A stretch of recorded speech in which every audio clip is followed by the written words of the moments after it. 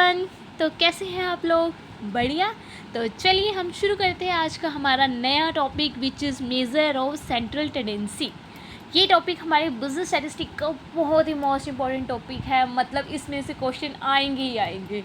कौन से आएंगे क्या आएंगे वो मुझे नहीं पता, ना मैं उसकी गारंटी दे सकती कि ये आएगा, बट बेसिक इसमें से क्वेश्चन पूछता ही है वो हर बारी, वो किसी भी वे में हो। यहाँ से आपके 2 या 3 क्वेश्चन ईजिली कवर होते हैं। तो चलिए शुरू करते हैं। और आगे बढ़ने से पहले आपसे छोटी सी रिक्वेस्ट है, please like my video and share it और सब्सक्राइब टू माई चैनल।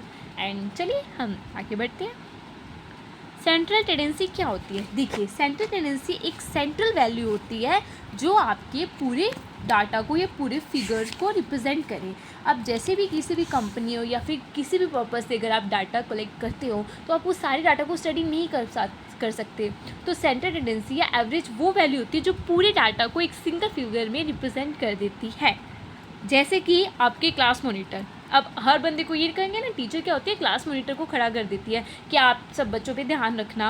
वैसे ही एवरेज अपने आप में एक क्लास मॉनिटर होता है जो सभी फिगर को रिप्रेजेंट कर देता है। ठीक है, जैसे आपका CR होता है एंड सो ऑन। ठीक है, नेक्स्ट शुरू करते हैं। एवरेज होता क्या है? तो एवरेज एक सिंगल वैल्यू होती है, एक सिंगल फिगर होती है जो डिस्क्राइब करेगी होल ऑफ फिगर्स को। ठीक है, रिक्वायर्स क्या होती है? गुड एवरेज की। अब मैं किसी कहूँगी भी गुड एवरेज दिखने में कैसा होता है, क्या क्या उसकी क्वालिटीज़ होगी, क्या क्या उसके एसेंशियल्स होंगे, तो वो पढ़ते हैं। सबसे पहले क्या होता है कि ईजी टू अंडरस्टैंड, जो भी आपकी एवरेज वैल्यू होगी वो सबको समझ में आनी चाहिए। ठीक है, हमें किसी जैसे हम एग्जांपल लेंगे वही क्लास मॉनिटर वाला, कि उसकी बातें सबको समझ में आए। कोई क्लास मॉनिटर ऐसा होगा जो सबको रिप्रेजेंट करे। नेक्स्ट आता है सिंपल टू कंप्यूट, जिसको कंप्यूट करना सिंपल हो, कि मुझे पता हो कि हाँ ये मेरे क्लास मॉनिटर है। ठीक है, जिसको निकालना इजी हो, जिसको मतलब हम ज़्यादा कैलकुलेशन ना हो। ठीक है, based on all item, class monitor जैसे सब क्लास को रिप्रेजेंट करता है वैसे ही एवरेज आपके पूरी सीरीज़ को, पूरे आइटम्स को रिप्रेजेंट करेगा। Not be unduly affected by extreme observation, अगर आपके ऑब्जर्वेशन में, अगर आपकी क्लास में कहते हैं ना कोई नालायक बच्चे या फिर बहुत ज़्यादा परेशान करते हैं, उनसे इफेक्ट ना हो, उससे डरे ना, बल्कि अपने आप को अच्छे से रिप्रेजेंट कर सके और अपनी क्लास को मॉनिटर कर सके। वैसे ही एवरेज भी प्रॉपर वे में ही काम करता है। नेक्स्ट आते हैं रिजिडली डिफाइन। ठीक है, आपका एवरेज होता है वो रिजिडली डिफाइन का मतलब होता है प्रॉपरली डिफाइन होना चाहिए। ठीक है, कि ये आपका एवरेज है। ठीक है, नेक्स्ट आता है capable of further algebraic treatment भी कर सकते हैं आप। और लास्ट इसमें आता है सैम्पलिंग स्टेबिलिटी। सीधी सी बात है, यहाँ पे सैम्पलिंग स्टेबिलिटी क्या होता है कि अगर आप एग्जाम्पल से समझते हैं कि अगर आप 10 different group of college student को लेते हैं, ठीक है, और हम एवरेज निकालते हैं हर ग्रुप का, तो हम एक्सपेक्ट करेंगे कि हम उन सब की सेम वैल्यू कैलकुलेट करेंगे। तो जो भी आप सैम्पल हो उसमें स्टेबिलिटी बनी रहे, उसमें कोई चेंज ना आए, इसी को ही हम सैम्पलिंग स्टेबिलिटी बोलते हैं। नेक्स्ट आता है टाइप ऑफ एवरेज। अब एवरेज कितने तरह के होते हैं? एवरेज को बेसिकली हम 3 तरह में कैलकुलेट करते हैं, जो कि होता है मीन, मीडियन एंड मोड। ठीक है, मीन, मीडियन, मोड अपने आप में एक अच्छे एवरेज है। अब ये होते क्या है, इनको अच्छे से कैसे स्टडी करेंगे? बेसिकली मैं यहाँ पे मेंशन करना भूल गई, एक सेकेंड, कि जो एवरेज होते हैं उसकी बेसिकली 2 पार्ट्स होते हैं। वो होता है mathematical average and positional average. इससे क्वेश्चन बनता है क्योंकि वो कई बार पूछ लेता है कि मीन किसके अंदर आता है। तो मैथमेटिकल एवरेज में मीन आता है, और पोजीशनल एवरेज क्योंकि उसमें पोजीशंस बताई जाती है, उसमें मीडियन और मोड होता है, जिसमें कोई मतलब मैथमेटिक्स का ज़्यादा यूज़ नहीं होता। ठीक है, उसके बाद आता है अरिथमेटिकल मीन क्या होता है।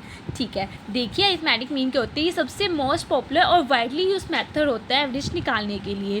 ठीक है, ये जो मेथड होता है वो वाइडली यूज होता है, क्यों? क्योंकि सबसे इजी टू कैलकुलेट होता है। इससे हम पूरी फिगर को रिप्रेजेंट कर देते हैं कि ये हमारा एवरेज है। ठीक है, कुछ प्रॉपर्टीज़ होती है अरिथमेटिक मीन निकालने की, कि जो डेविएशन होता है ना आइटम का from the arithmetic mean is always 0, कि अगर आपकी 5 वैल्यू है उसमें से, जैसे मानो 10, 20, 30, 40, 50 आपकी वैल्यू है, और मैं कहती हूँ कि आपका एवरेज जो है ना वो 30 है, तो हम अगर मैं उसमें से माइनस करूँ 30 को सभी फिगर में से, तो और उसका प्लस करूँ, तो ओवे से बात है उसका डेविएशन हमेशा 0 आएगा।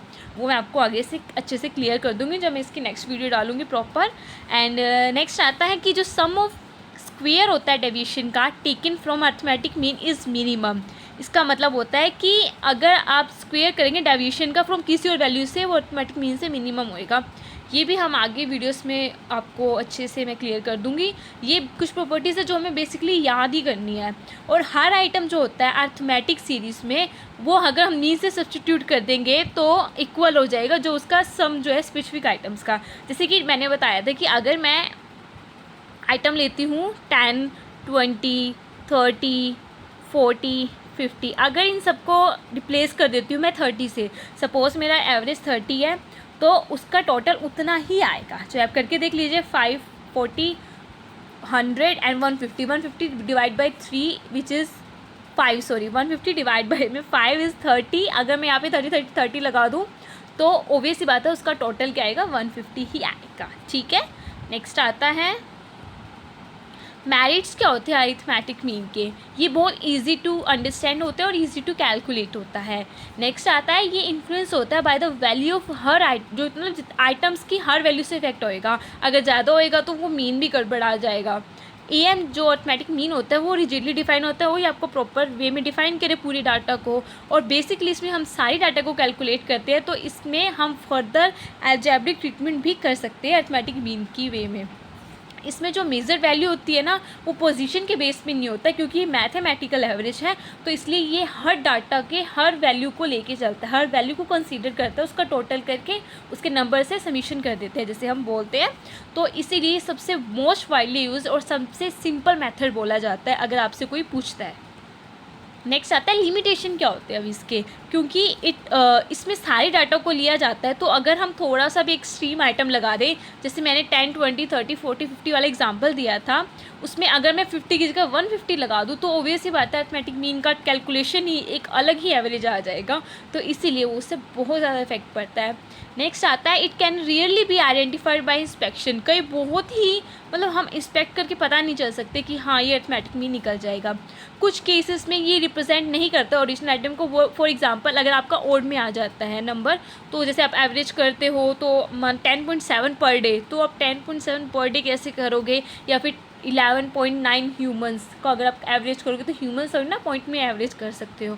नेक्स्ट आता है, जो अरिथमेटिक मीन होता है is not suitable in extremely asymmetrical distribution.